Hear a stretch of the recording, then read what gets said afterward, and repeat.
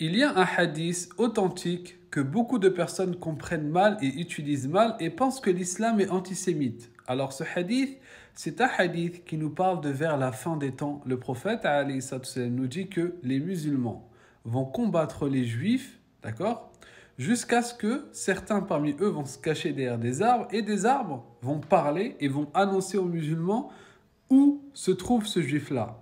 Mais en fait, ce hadith, il a un contexte. Et ce contexte, c'est que ces juifs qui sont visés, ce n'est pas les juifs de manière générale, parce que les juifs de manière générale, vous voyez bien que depuis des siècles, ils vivent auprès des musulmans, ils ont toujours été bien traités, etc.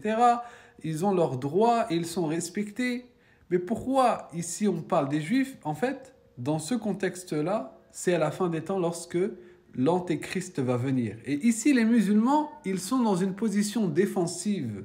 C'est pas ils vont attaquer, non, ils vont se défendre. Pourquoi? Parce que le Dajjal, donc regardez bien selon les textes musulmans, le Dajjal va être suivi d'un certain nombre de juifs. Et le Dajjal et ce nombre de juifs qui vont le suivre vont, entre guillemets, terrasser les gens sur terre. Et dont les musulmans vont devoir se défendre, tout simplement.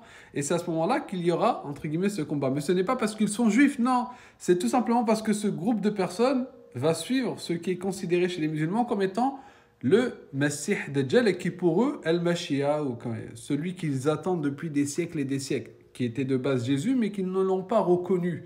Et quand le trompeur va venir, eux ils vont le suivre, certains parmi eux. Et ces gens-là, ils vont devoir combattre les gens. Voilà. Donc ce hadith n'appelle pas du tout à s'en prendre aux juifs. Non, c'est simplement un récit qui nous rappelle qu'à la fin des temps, on va devoir se défendre face au Dajjal et des gens qui vont le suivre. D'accord? Donc, il faut faire attention à ne pas sortir ce hadith hors de son contexte, que ce soit un musulman qui l'utiliserait comme ça et pense qu'à partir de ce texte peut faire je ne sais quoi. Non, pas du tout. L'islam interdit de s'en prendre aux juifs, d'accord? Juifs ou chrétiens ou n'importe quel être humain comme ça. Sans droit, tu n'as pas à t'en prendre aux humains. Non, pas du tout.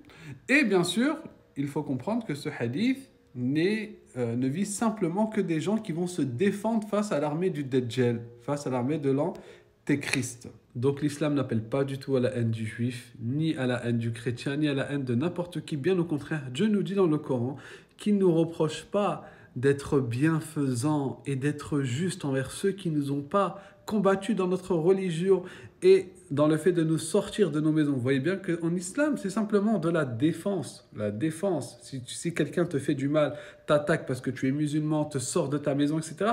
Là, Dieu te dit de te défendre. Mais si ils n'ont pas fait cela, eh bien Dieu ne t'empêche pas d'être bienfaisant vers ces gens et d'être juste. Bien au contraire, Dieu t'appelle à être juste et t'appelle à être bienfaisant vers toute créature de Dieu.